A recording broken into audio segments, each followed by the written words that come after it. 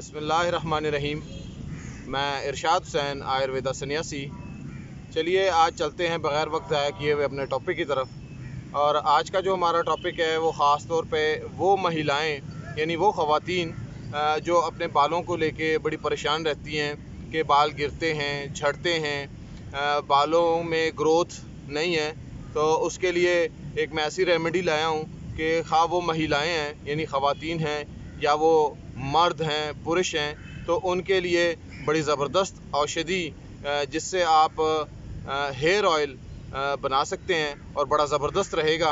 अगर आप इसका इस्तेमाल करें तो आपके जो बाल हैं वो गिरने झड़ने बंद हो जाएंगे और सिल्की और शाइनी होने शुरू हो जाएंगे।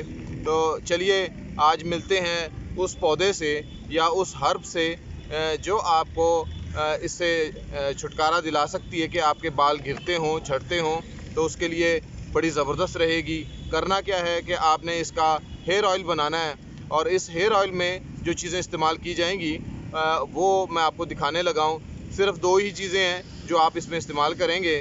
नंबर एक पौधा है, ये मैं आपको दिखा रहा हूँ। ये आप देख भी रहे होंगे। ये इसके फूल हैं और ये इसकी पत्तियाँ हैं।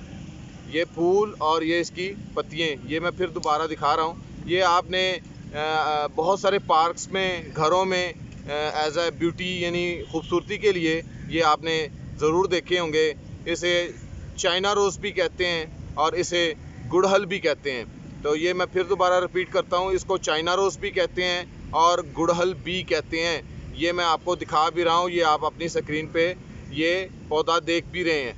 तो अगर आपको ये वाला पौधा कहीं मिल जाए तो आप इसके जो फूल हैं 5 से 7, मैं फिर रिपीट करता हूँ कि 5 से 7 फूल ले लें इसके, और साथ में 10 से 12 जो इसकी ये जो पत्तियाँ हैं ये ले लें और एक बर्तन में डाल के उसमें आप कोकोनट ऑयल वो डालें और तकरीबन 250 ग्राम के हिसाब से यानी उसकी जो मिकदार रखनी है वो आपने 250 ग्राम आपने ऑयल लेना है कोकोनट का, वो ले लें।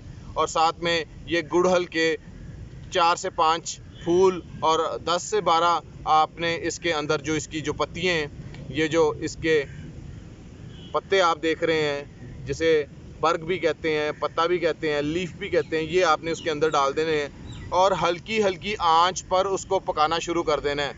और पकते पकते इस तरह पक जाए कि जैसे ख़वातीन घर में हंडिया पकाने से पहले प्याज को ब्राउन करती हैं, तो वैसे ही इसको आप अगर भून लें, इतना भूनें, इतना इसको पकाएं कि ये जल जाए और इसकी रंगत जो है वो सुर्खी माइल या काली होनी शुरू हो जाए। तो तब आप इसको छान करके बाहर निकाल लें। बाद में इस ऑयल को ठंडा करें। ठंडा करने के बाद आप किसी भी शीशी में इसको भर के तो महफूज कर सकते हैं। तो इससे क्या होगा कि अगर आप इसको 2 टाइम इस्तेमाल करें, सुबह भी शाम भी, तो आपके बाल इतने घने हो जाएंगे कि आप सोच भी नहीं सकते हैं कि आयुर्वेदा सन्यासी ने जो आपको बताया और आपने इस्तेमाल किया वो बड़ा बढ़िया रहा, बहुत ज़बरदस्त रहा। तो ये वाला फिर मैं दिखा रहा हूँ आपको, ये से हम गुड़हल कहते हैं, ये आप इस्तेमाल करें। मैं अपनी नेक्स्ट वीडियो में इसी पे गुड़हल पे भी मज़ीद तफसीलन बात करूँगा, डिटेल में बात करूँगा, क्योंकि ये पौधा, ये औषधि बहुत बढ़िया है, इसकी और भी डिटेलिंग है। तो मिलते हैं इंशाल्लाह अपने नेक्स्ट वीडियो में, तब तक के लिए गुड बाय।